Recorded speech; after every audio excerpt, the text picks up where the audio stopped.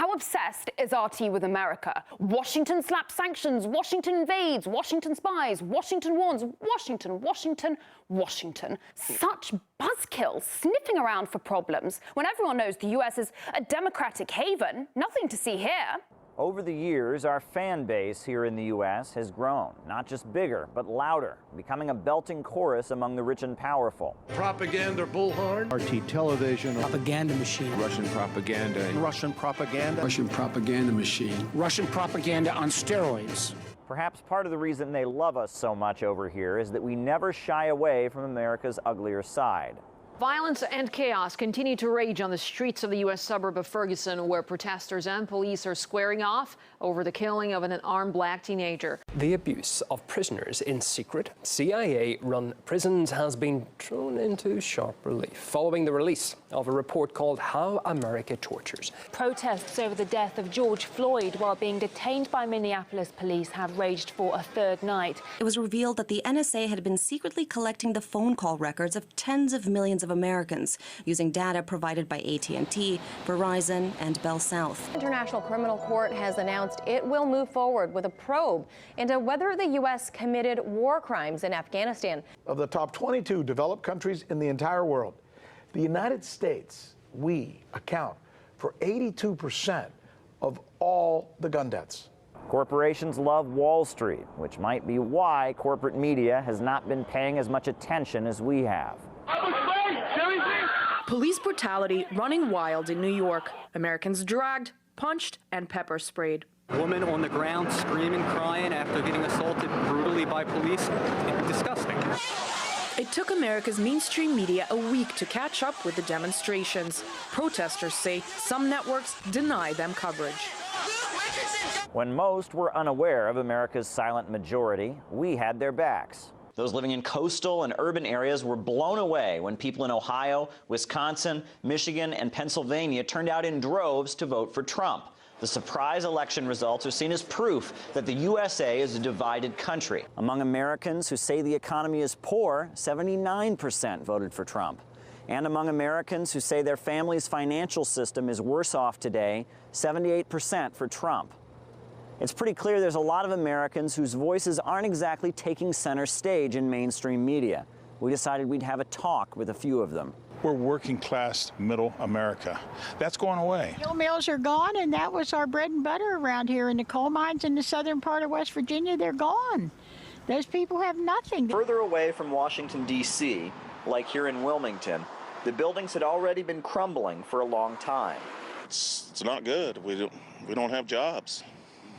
We need jobs. Poverty's horrible. You know, business is lost. Like look at Airborne. And when Airborne closed, thousands of people lost their jobs. So it affected a lot of businesses. I just think that we haven't had a voice for, a long time. So I'm excited about the president. I feel like we have been forgotten. We're certainly aware of why the U.S. military-industrial complex might want Americans and the rest of the world to stop watching RT. The first U.S. airstrike on Libya was actually carried out 25 years ago during the Reagan administration and has since been followed by a number of other U.S.-led military campaigns. The Pentagon is using some of its newest and most sophisticated weaponry in Afghanistan. The U.S. also did not support the resolution on Syria put forward by Russia, which would call for all sides in the conflict to stop the violence and to start a dialogue. The U.S.-led coalition's been moving troops and bombing Syrian territory without any consent from either the UN or the Syrian government. Somebody else who'd really like to see the back of us, most likely, is the U.S. State Department. They never really seem to appreciate our questions on U.S. foreign policy. So when you want to evade a question, no, I'm not attacking you. I'm not attacking you.